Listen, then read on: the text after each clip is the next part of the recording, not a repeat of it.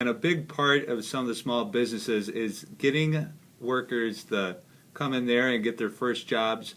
And a lot of those first jobs are minimum wage jobs, right now currently at 7.25. Do you support raising the minimum wage in Wisconsin? Well, this is a position I've been very clear on right from the beginning. At Sevastopol, and also at Luxembourg, working with medical patients that are trying to seek medical care, and at Sevastopol, working with young families, trying to support their families. 4 years ago, we had around 25% at the poverty level at the elementary school. 4 years later, now we almost have 50% of our young families at the poverty level at our elementary school. This is just not acceptable.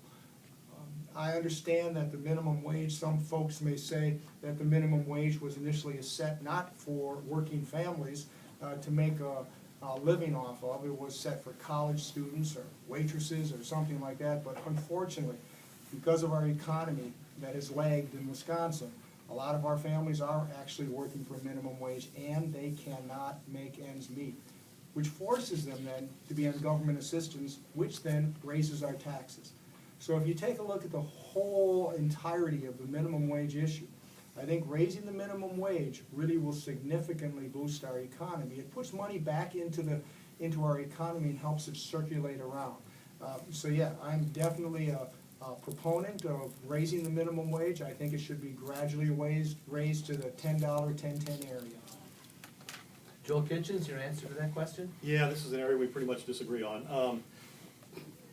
Minimum wage jobs were never intended for raising a family. I do not believe that every 16-year-old kid that works at Dairy Queen needs to make enough to raise a family.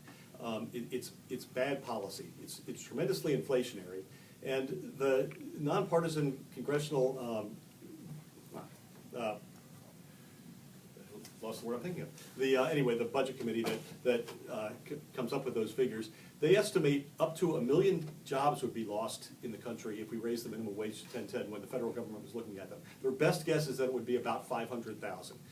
You know, it's tough to raise a family on minimum wage, but it's a whole lot tougher when you don't have a job at all. It's very bad policy, bad economics. If you raise the minimum wage, certainly to that level, you're going to lose jobs.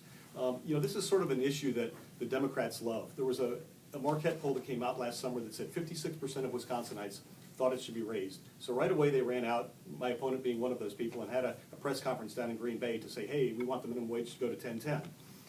You know, that may be good politics, but it's poor leadership. You know, politicians follow public opinion. Leaders shape public opinion. Sometimes as a leader you just have to tell people what they don't want to hear. And the minimum wage, to raise it to that level, is not good for our economy. It would cost us jobs. Joel Majeski? Well, again, as Joel said, this is an area we clearly disagree on, and as a leader, you have to have some compassion, and you have to take a look at those families that are trying to survive, 2 children on government assistance, making minimum wage. And it's difficult to sit with them daily as a principal, as I had to, send bags of food home with them, send clothes home to them, and say that our economy is working for them. There are folks who are working hard and they're working full time, making minimum wage, and they still can't make enough to live on. And I have great respect for those folks, because every day they get up, they send their kids off to school, they go off to work knowing, you know, is there going to be a better life for my child? Is there hope for my child? Is there any way for us as a family to get ahead? And I think we have to tell them, yes, there's a way for you to get ahead.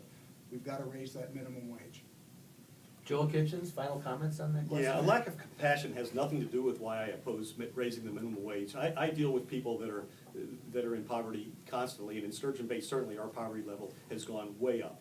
But you know, it may make you feel good in the short term to say we're going to raise the minimum wage and give you more money, but when jobs are lost and inflation goes up, it does not help the economy, and it does not help those people. I think it's great to be compassionate, to feel sorry for people, but you have to do what works in the long term.